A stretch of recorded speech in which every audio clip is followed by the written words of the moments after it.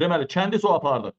Əziz həmvətənlərim, dəyərli soydaşlarım, hansı ki İlham Əliyevin başı, nəyin başı, fərqi yoxdur. İndi İlham Əliyevin başı belə geri zəkalı olanda, belə geri zəkalı olanda, indi siz bir düşünün ki, İlham Əliyevin ətrafındakılar nə gündədir? Bütün Bakı şəhərinin yarısını tikən adamlığa çəkilər, ha?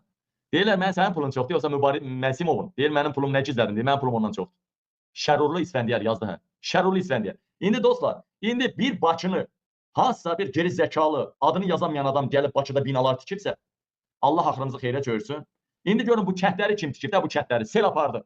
Yamaçda tikilən kənd, onu biz görən kimi, göstərən kimi, hamımız efirdə göstərdik. Dedik ki, ay bir dənə yağış yağan kimi, normalli, sel olan kimi bu kəndi aparacaq. Biz dedik mi, demədik mi? Dedik. Ala bax, sözümüzdən heç bir neçə ay keçmədi, buyurun bax.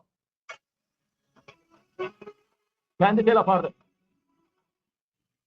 Baxın ay millət, kəndi sel apardı. Yolu, molu, zaboru, setka hamısı apardı sel. Odur bax. Su da ondan fışkırır bax. Suyu görürsünüz. Odur bax, dalda suyu görürsünüz də yəqin ki. Görürsünüz də fontan verən suyu da.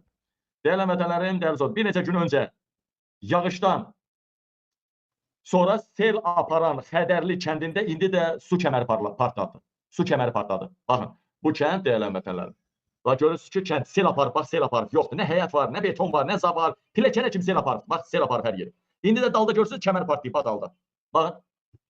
Ay, mən deyəndə ki, İlham Əliyev haramzadə oğlu haramzadədir. Mən deyəndə ki, o məmurların bir dənəsinin evi özündə qalmayacaq. O məmurların hamısının əlindən çıxacaq o evləri, o cəhcəlalları. Çünki haram yolla eləyiblər.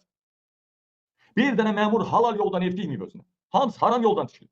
Adicə bir ev tikirsən, adicə bir biznes qurursan, balaca da olsa, mayana haram qatmırsan, tərəzidə atmırsan ən azından, mayana haram qatmırsan, eləmi dəyərli həmvətənlər? Eləmi?